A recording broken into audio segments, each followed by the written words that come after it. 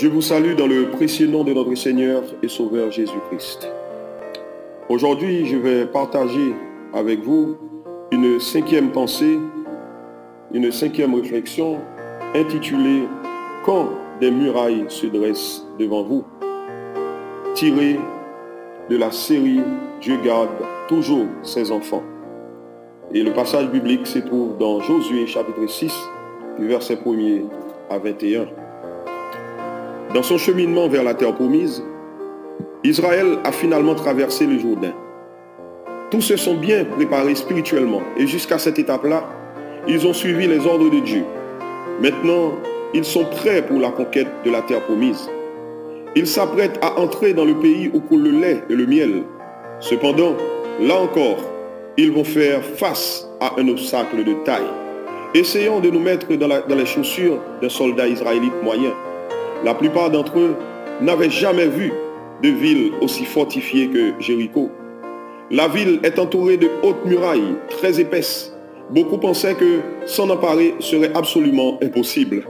Cependant, ils ont suivi les instructions du Seigneur et ils ont vu tomber les murailles de Jéricho. Voici ce que dit la Bible. Non par la puissance ni par la force, mais par mon esprit, dit le Seigneur. Zacharie chapitre 4, verset 6. Nous devons savoir comment faire tomber nos obstacles.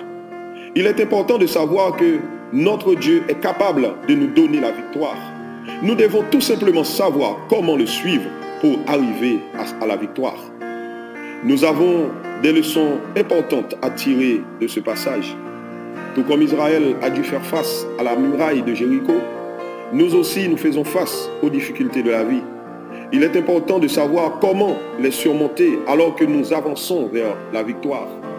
Si vous avez une muraille qui vous bloque, Dieu est capable de l'éliminer pour que vous puissiez avancer. Ce passage vous donne la réponse aujourd'hui. Observons les Israélites alors qu'ils sont en train de conquérir Jéricho. Et en observant, laissons les seigneurs nous aider à faire tomber ce qui représente pour nous des murailles. Israël avait un problème de taille. Jéricho était connue comme la ville la plus vieille du monde à l'époque de Josué, mais elle était entourée par un système de 2 murs très épais. Les murailles étaient en pierre. Les murs étaient donc très solides. Dans un cours intitulé Survey of the Old Testament, je me rappelle avoir appris que le mur extérieur faisait environ 1,82 m d'épaisseur et environ 6,10 m de hauteur. Le mur intérieur faisait environ 3,66 m d'épaisseur et 9,40 m de hauteur. Entre les deux murs, il y avait une terrasse surveillée de 4,57 m de large. C'était donc une ville très fortifiée. Les enfants d'Israël devaient la conquérir, mais il y avait devant eux ces énormes murs.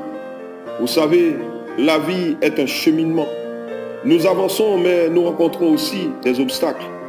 Des obstacles que nous ne pouvons pas contourner. Vous rencontrerez peut-être des difficultés, chacun à son niveau.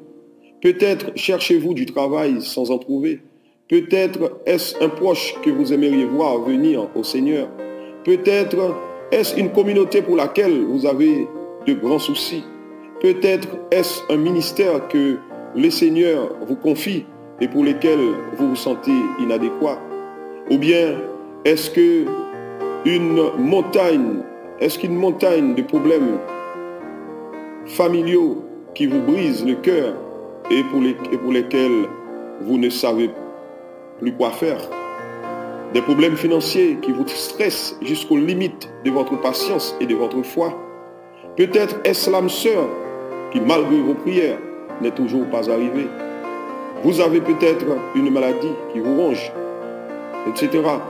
Nous devons apprendre à ne pas considérer nos obstacles comme des voies sans issue, mais comme des opportunités pour que le Seigneur puisse se glorifier dans nos vies.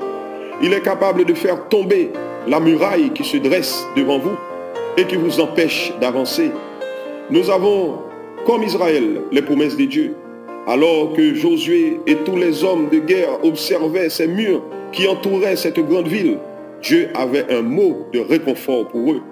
Vois, je livre entre tes mains Jéricho et son roi, les vaillants guerriers. » Ici, Dieu promet la victoire à Israël avant même qu'il passe à l'attaque. Il leur parle de la fin avant même qu'ils s'engagent dans la bataille. Nous pouvons affronter nos difficultés avec confiance, quelle que soit la taille de chacune d'elles, parce que nous avons les promesses du Seigneur. Dans le psaume 91, verset 15, nous lisons « Je serai moi-même avec lui dans la détresse. Je le délivrerai et je le glorifierai. » Les promesses de Dieu sont la bannière sur laquelle nous marchons. Alors que nous affrontons les murs dans nos vies, nous devons nous confier au Seigneur, croire ce qu'il dit dans sa parole et lui faire confiance pour nos victoires. Dieu est garant de votre victoire. L'ange est venu conduire l'armée de l'Éternel. Dans Josué chapitre 5, verset 13 à 15, nous voyons cela. Alors que nous faisons face aux murs fortifiés, aux divers obstacles dans nos vies, c'est encourageant. Et c'est une bénédiction de savoir que nous ne sommes pas seuls. Nous combattons par celui qui nous fortifie. Philippiens chapitre 4, verset 13. La parole de Dieu est notre armurerie. Dieu a donné des instructions à Josué concernant Israël et il les a gardées pour pouvoir les utiliser au bon moment. Dieu a prononcé des paroles pour Josué. Le chrétien doit donc connaître la parole de Dieu. Vous et moi avons été bénis du Seigneur. Il nous a donné sa parole qui est parfaite, inspirée, infaillible et sans erreur. La parole de Dieu est appelée le Logos. Ce terme désigne la totalité de la parole révélée de Dieu. Il s'agit de la Bible. Lorsque Paul énumérait l'armure du chrétien, il a mentionné une arme offensive qui est la parole de Dieu. Éphésiens chapitre 6, verset 17. Figurez-vous, la Bible est comme une vaste armurerie. Dans cette armurerie, il y a des armes pour chaque situation. On y trouve des armes spécifiques pour combattre des ennemis spécifiques. Il est très intéressant de noter que Paul mentionne la parole de Dieu comme une arme de combat spirituel. Il n'a pas utilisé le terme logos. Il a plutôt utilisé le terme rhéma. Cette parole qui signifie une parole spécifique de Dieu. Si nous continuons à parler de la Bible comme une armurerie remplie d'épées, alors le rhéma serait une épée particulière pour une bataille spécifique. Cette vérité est illustrée par le Seigneur Jésus sur la montagne de la tentation. Lorsque le diable tentait Jésus, lui demandant de transformer les pierres en pain, Jésus a répondu, « L'homme ne vivra pas de pain seulement, mais de toute parole qui sort de la bouche de Dieu. » Matthieu chapitre 4, verset 4. Ici, Jésus aussi a utilisé la parole rhéma. Chaque fois que le diable l'attaquait, notre Seigneur est allé directement dans l'armurerie de la parole de Dieu et a choisi l'épée qui correspondait. Le même principe marchera aussi pour vous et pour moi. Dieu a une parole rhéma pour ceux que vous affrontez en ce moment. Cependant, si vous ne vous retrouvez pas dans l'armurerie et ne retenez pas la parole rhéma qu'il vous faut, alors vous ne serez pas capable d'utiliser la bonne épée au moment où vous en aurez besoin. Il est impératif d'apprendre ce livre afin que vous puissiez vous défendre lorsque les obstacles se dressent sur votre route. Ainsi, vous serez capable de saisir la bonne épée et vaincre vos ennemis. Le peuple de Dieu triomphe. Israël a marché autour de la ville en obéissance au Seigneur et ils ont triomphé. Pouvez-vous imaginer comment les gens de Jéricho ont réagi quand ils ont vu l'armée d'Israël s'approcher de leur ville? Probablement pensaient-ils qu'ils allaient être envahis par l'ennemi. Israël s'approchait tranquillement. Ils se sont mis à tourner. On peut imaginer ceux qui étaient à l'intérieur de Jéricho. Ils se sont précipités pour voir par où les Israélites allaient monter à l'attaque. Cependant, au lieu d'attaquer, les soldats, les prêtres ont tout simplement marché autour de la ville. Tout ce qu'on pouvait entendre était le son des cornes et les pieds des soldats sur le sol. Ils l'ont fait pendant 6 jours, puis au 7e jour, ils ont fait 7 fois le tour de la ville. En terminant ce 7e tour, les prêtres ont sonné les trompettes et le peuple d'Israël a crié. Pas un cri d'attaque, pas un cri de crainte, mais un cri élevé au Seigneur qui leur avait promis la victoire. Jéricho fut prise avec l'aide directe de Dieu afin d'inspirer confiance aux Israélites au début de leur conquête de peuples plus puissants. Les armées visibles de l'Éternel, Josué 5, verset 14, planaient au-dessus d'eux, attendant leur fixé. Le 7e jour, à la sonnerie des trompettes, les murs s'écoulèrent. C'était une grande victoire. Notre Dieu est merveilleux. Dieu vous donnera aussi la victoire. Vous pouvez triompher de votre situation problématique en ce moment même.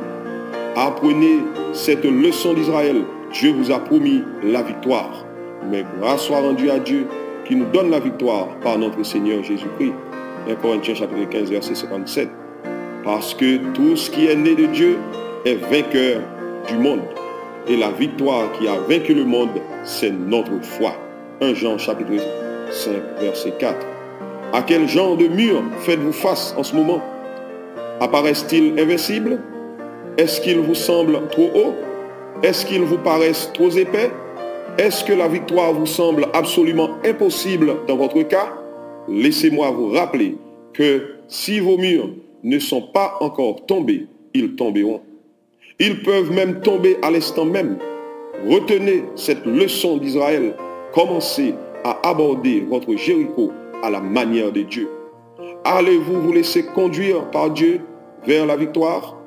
Lui qui rend possible ce qui est impossible, lui qui est capable de penser ce qui n'est pas pensable, il est toujours le Dieu de miracles qu'il a toujours été. Il est plus grand que les obstacles. Il est capable de déplacer des montagnes. Il est plus fort et plus puissant que le problème auquel vous faites face en ce moment. Que le Seigneur vous bénisse. Amen.